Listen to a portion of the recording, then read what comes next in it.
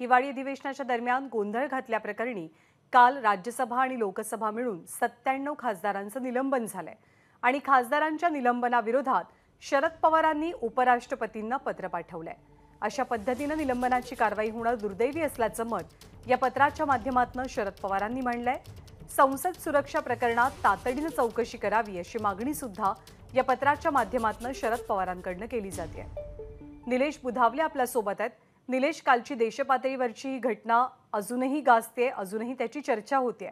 या निलंबनासंदर्भात शरद पवारांनी काय भूमिका घेतली आहे?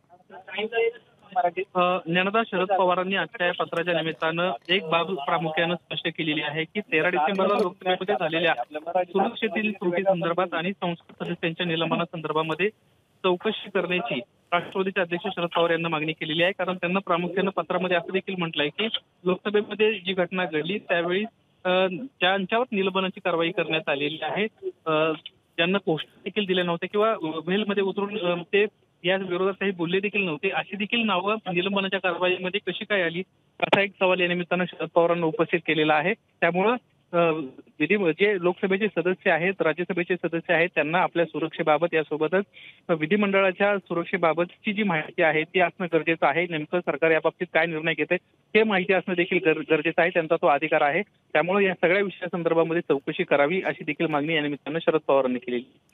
धन्यवाद निलेश या सगळ्या माहितीबद्दल।